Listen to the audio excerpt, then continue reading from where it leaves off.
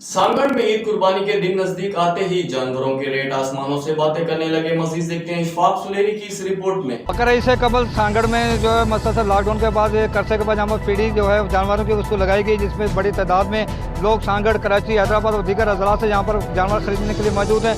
लेकिन दूसरी जानब जानवर जो फरोख्त करने वालों का वो कहना है कि यहाँ पर पूरा साल जो जानवरों को यहाँ पर खिदमत करते हैं, लेकिन आज यहाँ पर जानवर खरीद करने वालों का जो है वो उसके रेट कम दे रहे हैं। जबकि जानवर खरीद करने वालों का ये कहना है कि यहाँ पर जो रेट जो बकरे के बहुत ज़्यादा है, जिसकी बिना पर वो कुर्बानी के लिए यहाँ पर सस्ता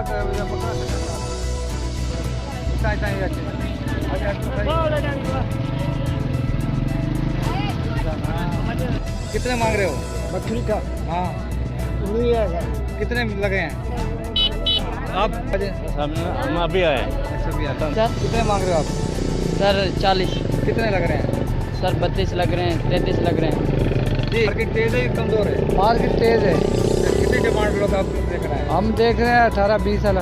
20,000, लेकिन यहाँ पे डिमांड से ज़्यादा महंगा है। हाँ, जो थोड़ा सा अच्छा है वो उसकी डिमांड ज़्यादा है। कितने लग रहे हैं? कोई 16 कहता है, कोई 17 कहता है, कोई 15 कहता है। फिर आप दे जाओगे या बेच के जाओगे?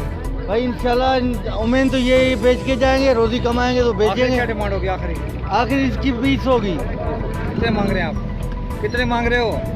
चला हाँ, चला घाट की जाती है कि आज की पीढ़ी में जिन जानवर जिन लोगों ने नहीं खरीदे, कुर्बानी के लिए आने वाली पीढ़ी के अंदर यहाँ पर जानवर खरीद कर पाएंगे, क्योंकि इस वक्त सांगड़ समेत पूरे इलाके से बड़ी तादाद में जहाँ पे लोग खरीदार मौजूद हैं, जब बड़ी तादाद में जानवर भी यहाँ पे फरोख्त होने के लिए आ रहे हैं। लेकिन कोरोना वायरस के बाद लोगों को शदीद मुश्किलात का सामना करना पड़ा खरीदारी के हवाले से, क्योंकि उनके पास इस वक्त पैसा नहीं है। कैमरा मैन अजीज रहमान के साथ इशफाक सुलेरी, सांगड़।